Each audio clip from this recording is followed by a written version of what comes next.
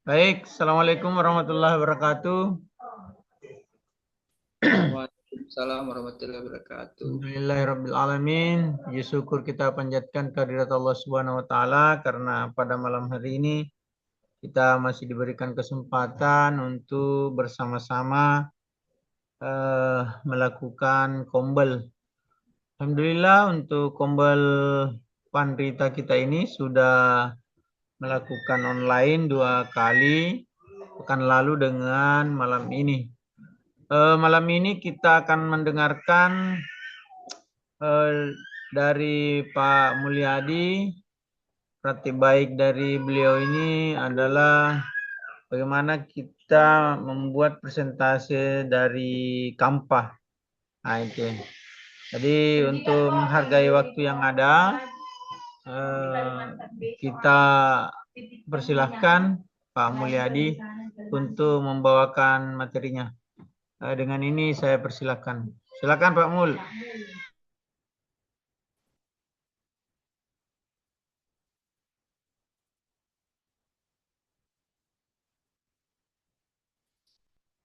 Baik, Bismillahirrahmanirrahim. Assalamualaikum warahmatullahi wabarakatuh. Waalaikumsalam warahmatullahi Alamin. Sallallahu alaihi Nabi Muhammad, Allahumma shalli ala Muhammad wa ala ali Muhammad. Sebelumnya ada beberapa hal yang ingin saya utarakan di sini. Yang pertama, kegiatan ini adalah tentunya kebutuhan kami, saya dalam rangka RHK PMM. Itu alasan dasarnya kenapa kegiatan ini saya persiapkan diri untuk mengisi materi. Yang kedua, sebelumnya saya mohon maaf dengan sangat di kepesertaan ini saya melihat beliau Pak Sal, termasuk host kita Pak Jamal, Pak Ari, Pak Taju, selaku mentor saya dalam hal IT. Jadi rasa-rasanya sebenarnya tidak pas kalau saya mengisi, tapi paling tidak karena ini adalah dari poin satu tadi, maka konsekuensinya adalah kita berbagi. Dan terima kasih kepada beberapa teman yang hadir, terkhusus Bapak Kepala Sekolah yang mensupport kita sehingga sampai beliau juga ikut di kesempatan ini. Baik, saya akan di depan mungkin terbaca Bapak Ibu tampilan materi saya seperti biasa yang lalu ketika menampilkan praktik baik itu saya masih memakai model atap. Artinya apa?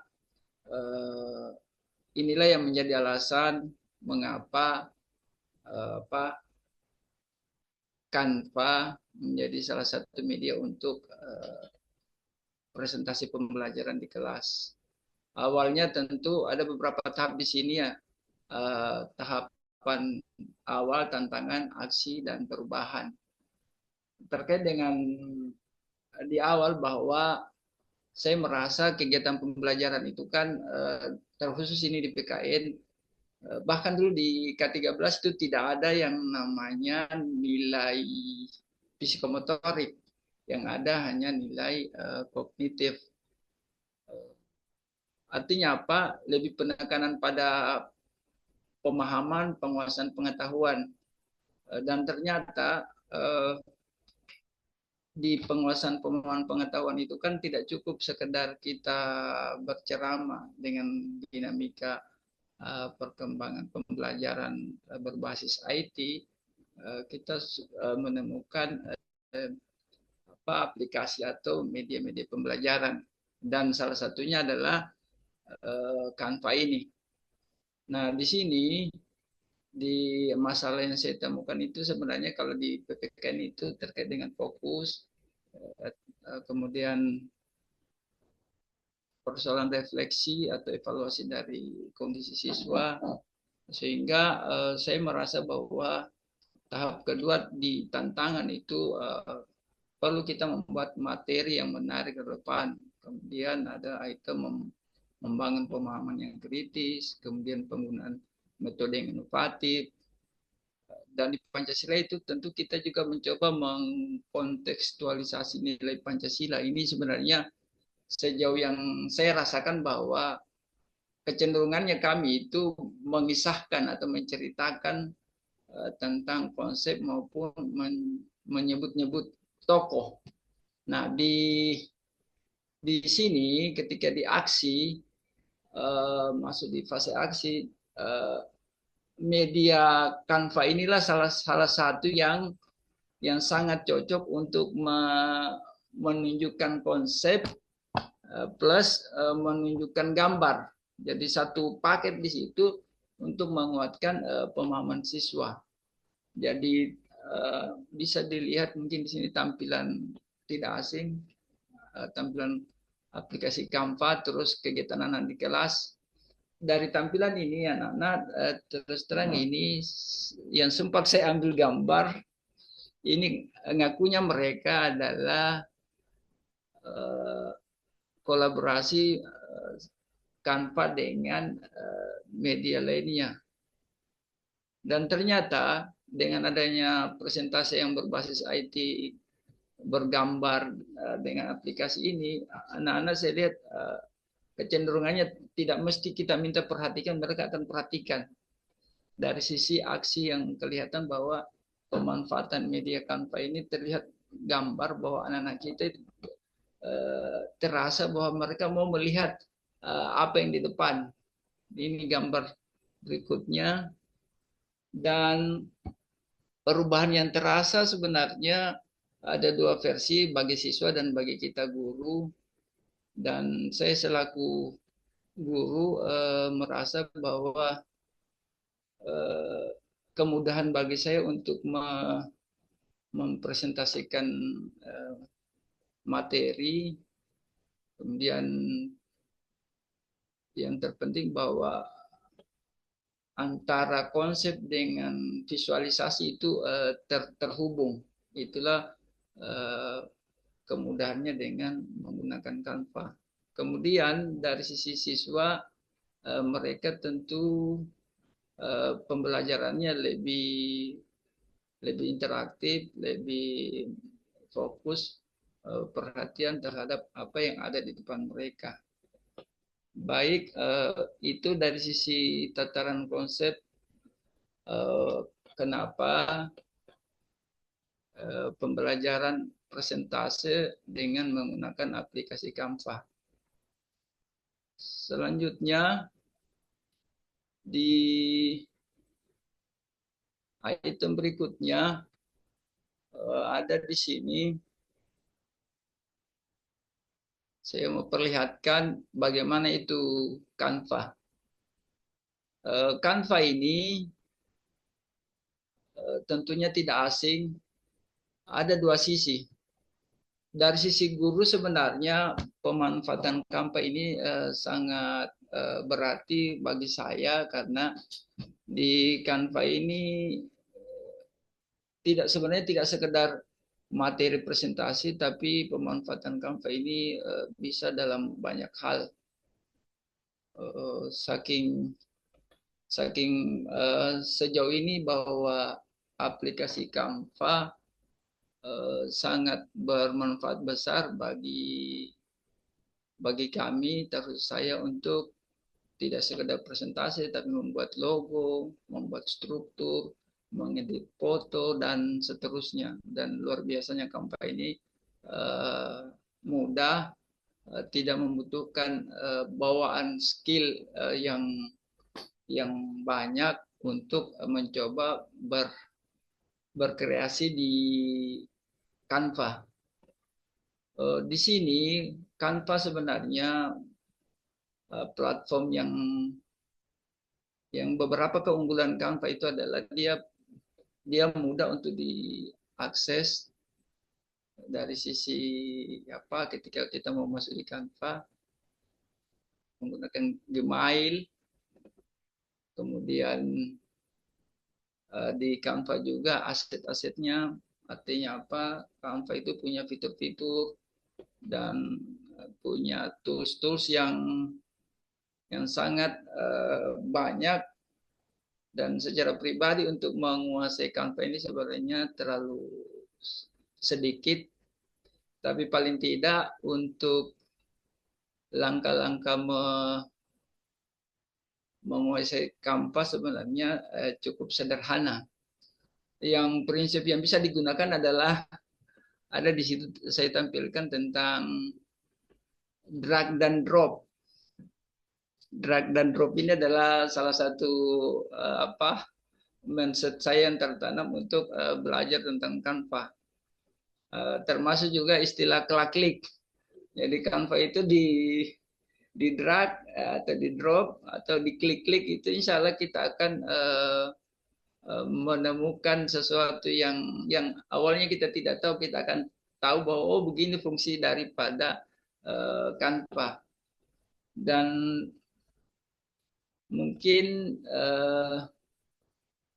terkait dengan Canva ini kelebihan dan kekurangannya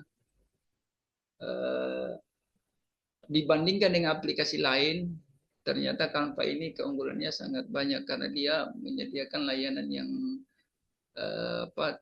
tidak kalau ibarat di olahraga itu sarananya misalkan kalau dia menyebut Canva itu seperti GOR. Jadi di GOR itu bisa digunakan untuk lapangan futsal, bisa digunakan lapangan seperti takraw, bisa ditempati bela diri, silat dan sebagainya. Sementara kalau di aplikasi lain itu dia hanya segmentatif. Misalkan dia hanya bisa untuk main futsal atau misalkan dia hanya untuk tenis meja atau lapangannya terbatas. Kalaupun ada satu dua fungsi. Tapi kalau di Canva, alhamdulillah dia memiliki beberapa fungsi-fungsi yang alternatif. Itu tadi yang saya sebutkan, misalkan bisa digunakan untuk mengedit foto, bisa membuat struktur, bisa membuat PTT, bisa membuat brosur, bisa membuat sampul, bisa membuat video pendek. Meskipun mungkin di Canva ini keterbatasannya juga ada. Anggaplah kalau di olahraga bukan juga stadion, tapi dalam kapasitas sebagai GOR ini dia cukup memadai untuk mengcover beberapa kebutuhan kita sebagai guru. Tapi kalau di aplikasi lain itu saya lihat cukup terbatas. Mungkin cocok ini kalau Canva ini lebih istilah satu untuk semua, artinya banyak item kebutuhan kita yang bisa tercover oleh Canva. Sehingga saya merasa bahwa saya berusaha untuk selalu belajar tentang apa itu Canva. Dan di sini presentasi saya tentu saya pendek saja karena saya merasa bahwa peserta kita di sini adalah yang sudah tidak asing, familiar tentang Canva. Mungkin saya hanya bisa perlihatkan dulu tampilan kreasi saya terkait dengan menggunakan Canva, terkait dengan elemen-elemennya, tools-tools yang ada di desain Canva ini. Misalkan saya tunjukkan salah satu karya saya, persiapan saya untuk presentasi terkait dengan bimbingan belajar saya. Tapi Bapak Ibu mohon izin saya perlihatkan salah satu karya saya. Ini misalkan di Canva itu bagusnya saya lihat kita bisa menampilkan misalkan konsep yang kita akan tampilkan tentang apa. Misalkan saya tentang sosialisasi, terus saya template-template yang tersedia misalkan terkait dengan warna, terkait dengan elemen-elemennya itu bisa kita kreasikan sedemikian rupa sehingga menghasilkan antara konsep kita dengan orientasi yang kita harapkan dari hasil template atau maksudnya slide-slide yang kita sudah bisa hasilkan. Termasuk target kepada siapa kita tayangkan ini apa slide-slide yang kita hasilkan dari Canva. Di sini misalkan karya saya ini kan orientasi adalah siswa-siswa atau murid-murid SD SMP, makanya kelihatan banyak latar birunya dengan warna-warni dan desain bunga-bunga dan sebagainya. Ini adalah contoh kreasi saya yang memang dari sisi orisinilitas karya ini memang kita banyak-banyak berkreasi dengan memanfaatkan segala bentuk tools-tools atau elemen-elemen yang ada di Canva. Misalkan saya dan di Canva ini sangat representatif untuk menampilkan apa simbol-simbol atau gambar atau semacamnya yang kita butuhkan menjadi sebuah daya tarik untuk menampilkan presentasi dalam bentuk slide-slide yang ada. Misalkan kita mau mengambil gambar tentang properti yang kita butuhkan atau foto-foto orang, toko, itu semua bisa kita masukkan dengan nanti sebentar kita coba sedikit saja untuk mencoba membuka desain dan menggunakan beberapa tools yang ada di Canva ini. Dan mungkin ini adalah salah satu contoh karya saya yang terkait dengan slide diam namanya ini kalau saya tidak salah paham. Dan slide diam ini sebenarnya bisa juga apa istilahnya dianimasikan ketika berpindah dari satu slide ke slide berikutnya. Dan misalkan juga di Canva ketika saya membuat satu video dan ini menjadi video pertama saya mencoba-coba berkreasi di Canva dalam bentuk video pendek, dan karya ini adalah karya pertama saya, tetapi ini saya hanya konsumsi pribadi saja karena dia bermusik, misalkan seperti ini. Cuman memang agak berat kalau saya tidak salah ini kalau pakai Canva, dia butuh memang jaringan yang kuat kalau untuk video. Tapi saya perlihatkan di sini.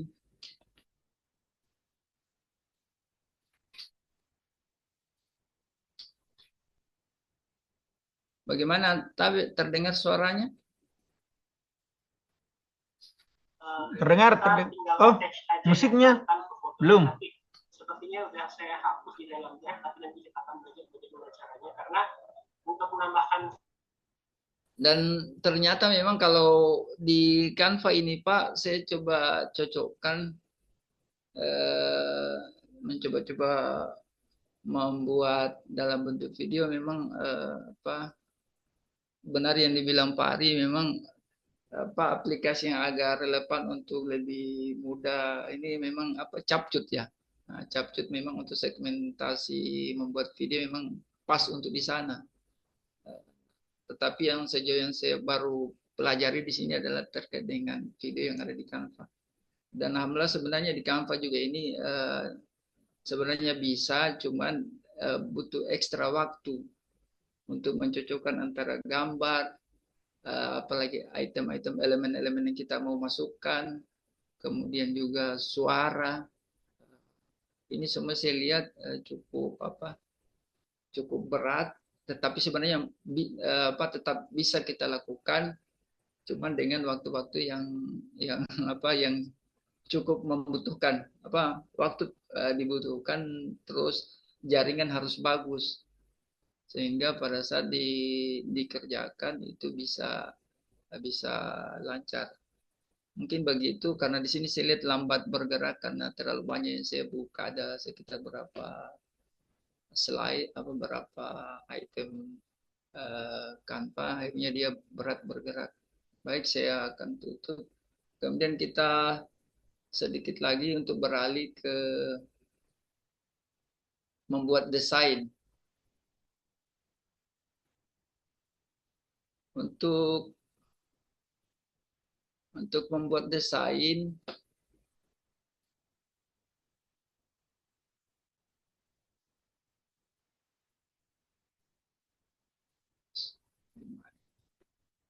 yang tertutup.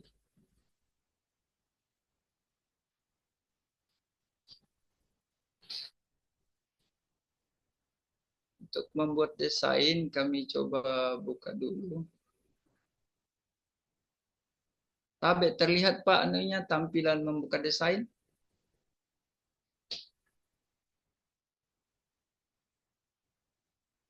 Terlihat Yohan. Tabe Pak, terlihat? Terlihat.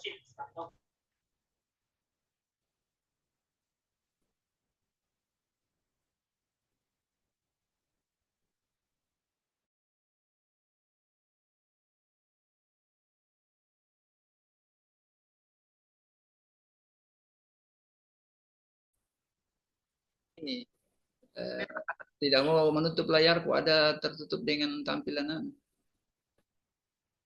mungkin.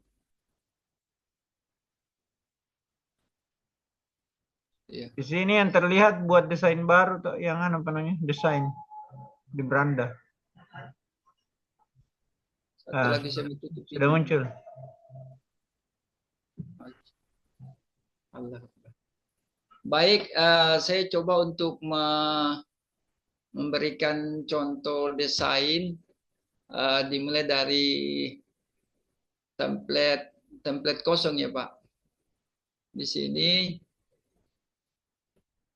sesederhana mungkin kita coba ambil satu pilihan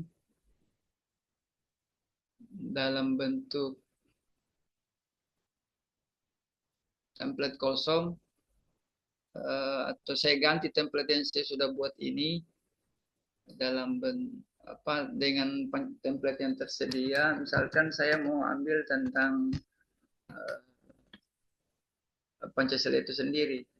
Nah, di sini terlihat banyak template. Dan ternyata Pak, Bapak Ibu, template ini sebenarnya tidak seperti ada satu aplikasi itu satu kali ketik temanya, terus ditampilkan sub-sub judulnya, lantas dilanjutkan di apa namanya itu Pak, di generate, nah buatkan sendiri. Dan itu saya lihat paling cepat dan paling simpel. Tetapi di situ kelihatan bahwa memang itu bukan karya kita.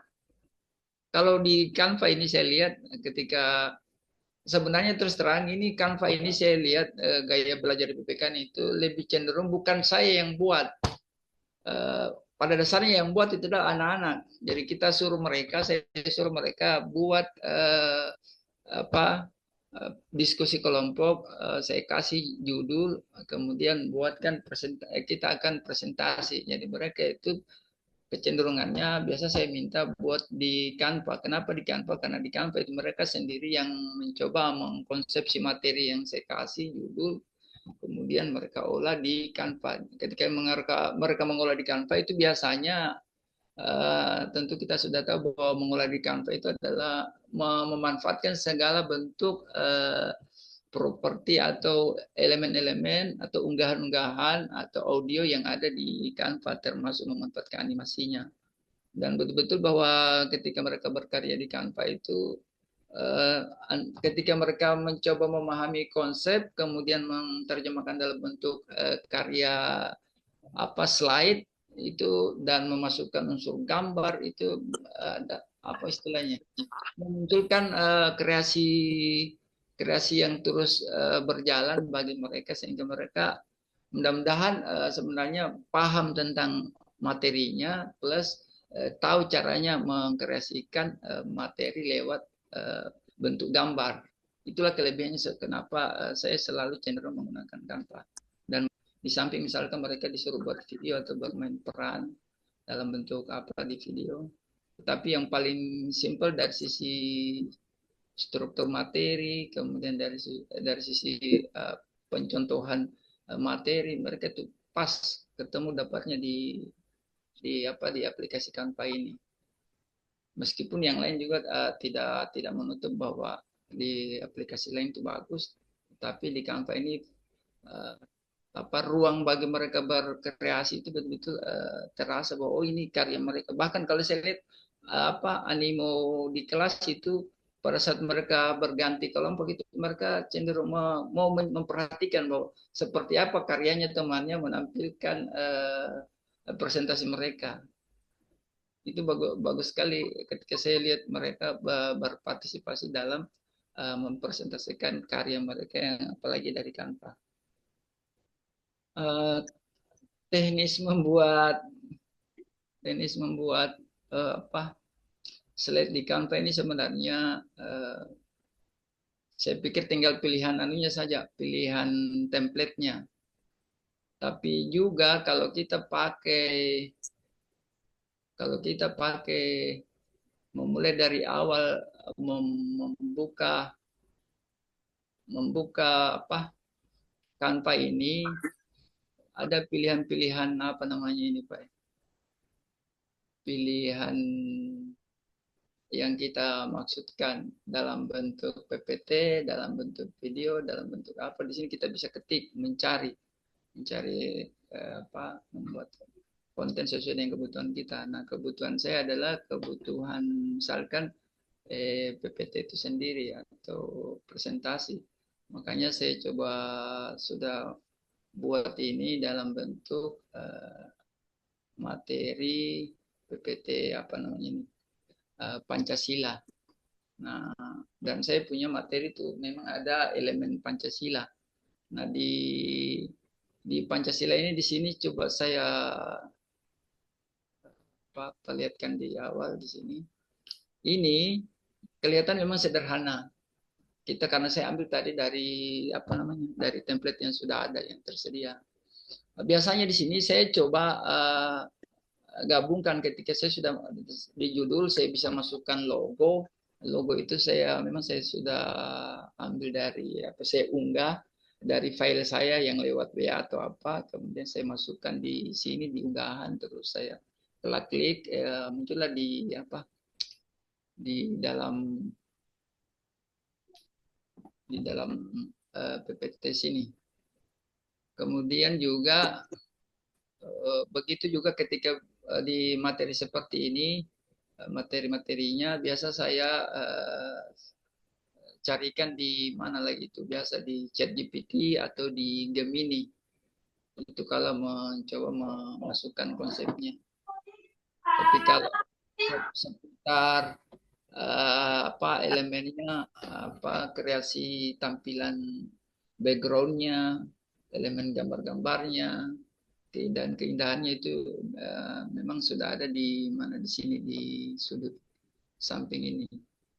Dari sini kita bisa lihat bahwa apa namanya ini Pak, tools yang ada di aplikasinya ini sangat bagus untuk dimasukkan kebutuhan gambar kita. Di sini alhamdulillah saya sudah coba masukkan misalkan logonya SMA Negeri 6 Baru. Seperti ini, tinggal saya klik, muncul. Terus saya yang dibilang drag drop dan bisa dan seterusnya. Kemudian juga misalkan memasukkan, di samping masukkan mengedit seperti ini, tinggal kita cari item-item yang di dalam, di mana untuk menghapus latarnya, di mana memperkecil huruf. Di sini sebenarnya kalau yang seperti ini biasanya langsung dipraktikkan, tidak sekedar diteorikan, hanya didengar. Saya sendiri terus terang tidak begitu mengerti kalau hanya disampaikan, tetapi kalau ditunjukkan langsung ini alhamdulillah kita bisa lebih cepat untuk memahami atau membuat PPT seperti ini. Misalkan salah satu item logo yang bisa saya masukkan di sini. Dan seterusnya bisa kita kombinasikan dengan kebutuhan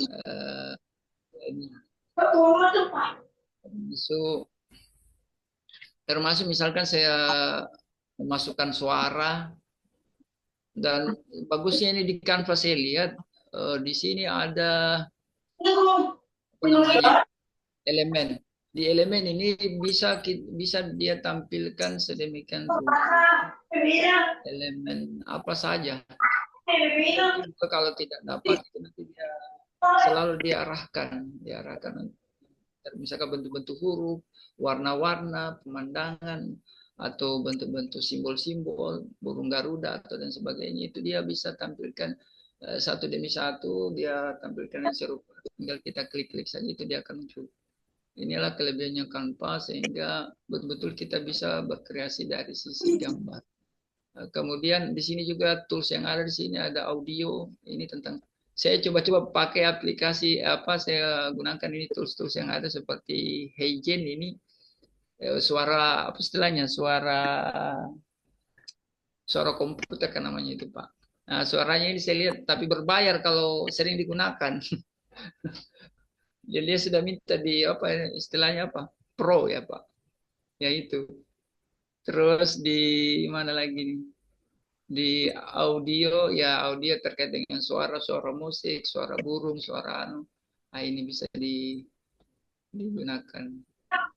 Tapi kalau yang sederhananya Pak memang seperti ini saja. Kita ambil template, kita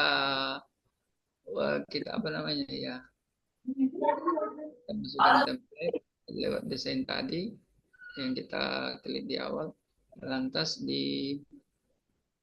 tinggal dicocok kami dengan apa namanya itu yang kalau dari sisi konsep tulisannya diambil dari Gemini atau dari Bard atau dari Bing atau dari ChatGPT di copy dimasukkan. Kemudian untuk suara kalau mau memasukkan suara biasanya di sini ada tools diunggah. Kemudian diunggah di sini ada pilihan, ada unggah rekaman, ada unggah rekaman biasanya diambil dari file yang sudah ada di laptop atau bisa diambil dari suara di HP dikirim ke WA dan seterusnya. Kemudian ada rekaman diri. Rekaman diri ini bisa langsung merekam. Mungkin saya tidak perlu tunjukkan lebih lanjut, sekedar menyebutkan saja. Dan sampailah pada yang terakhir, tentu di sini ada ketika kita mau berbagi ini diklik. Nah, ini saya biasanya di sini saya kemarin di awal-awal saya tidak paham. Ternyata ketika masuk di berbagi ada namanya ini diajarkan sama Pak Ari sama Pak Jamal berbagi ini. Yang punya tautan ini yang harus diklik ketika mau berbagi. Nah, dan ini bisa bisa terbaca untuk ketika di sharing. Kemudian kalau diunduh saya lihat ada versi-versinya, ada JPG, ada PNG, ada PDF, ada video. Nah, kalau dia bentuknya tanpa rekaman suara atau video, ya mungkin tidak masalah kalau dia pakai PDF kalau pada saat diunduh atau ya. Tapi kalau dia pakai suara bergambar, video, dia pakai video MP4 di sini tempatnya. Dan kalau biasanya kalau saya mau cepat, kelebihannya Canva ini tinggal saya sharing di HP, dia punya link, kemudian saya tinggal buka kembali linknya, karena saya sudah punya aplikasi di HP itu Canva-nya. Jadi ketika terbuka lebih cepat untuk di-download kalau dia dalam bentuk video-video slide-slide pendek, termasuk juga membuka mendownload logo dan seterusnya, struktur dan sebagainya, brosur itu bagus sekali menghubungkan antara hasil kerja kita di laptop dengan di HP. Alhamdulillah terus terang dengan Canva ini secara pribadi saya sudah gunakan sedikit banyaknya, mulai dari saya membuat logo, saya membuat struktur, saya membuat sertifikat, saya membuat mengedit gambar ruangan, sampai pada membuat video. Alhamdulillah dengan semua berkat aplikasi Canva. Jadi Canva sebenarnya sejauh ini bagi saya adalah satu untuk semua. Tapi mungkin kalau dari sisi spesifikasi, mungkin Canva tidak bisa menjawab kebutuhan secara tuntas, misalkan terkait dengan video atau terkait dengan presentasi dalam bentuk PPT yang lebih tuntas. Misalkan ada aplikasi lain. Yang lalu yang biasa di anak-anak kita itu yang dia gunakan apa namanya Photoshop, Corel. Nah itu betul-betul saya lihat cara kerjanya ribet. Nah kalau di sini saya lihat, alhamdulillah, memang karena kita awam dengan menggunakan ini, alhamdulillah bisa lebih cepat.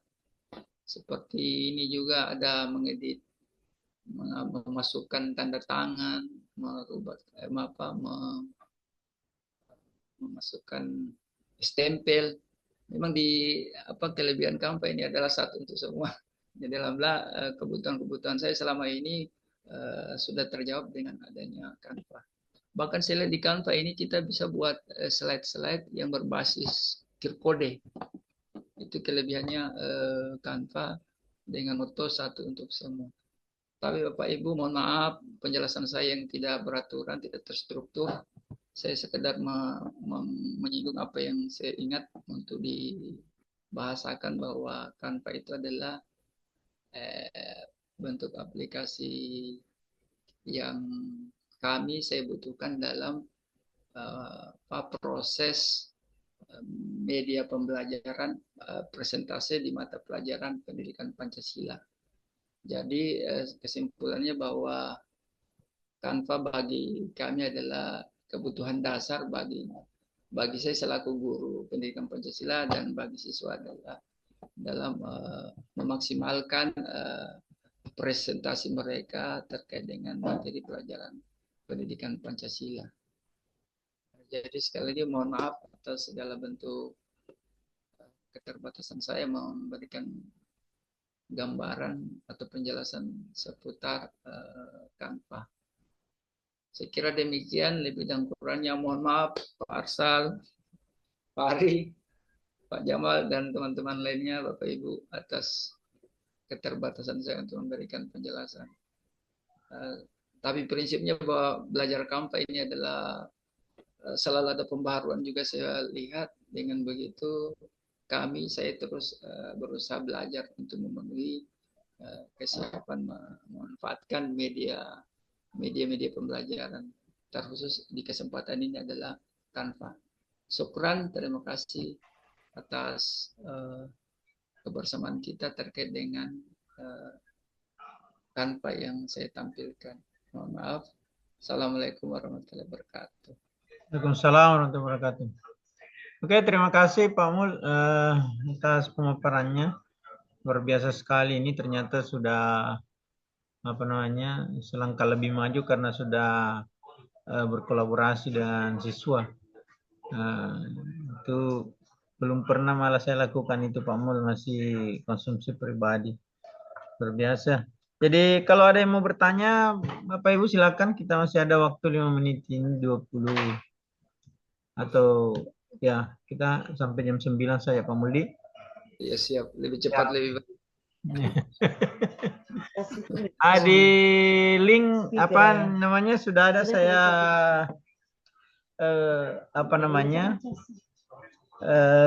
formulir, silakan Bapak Ibu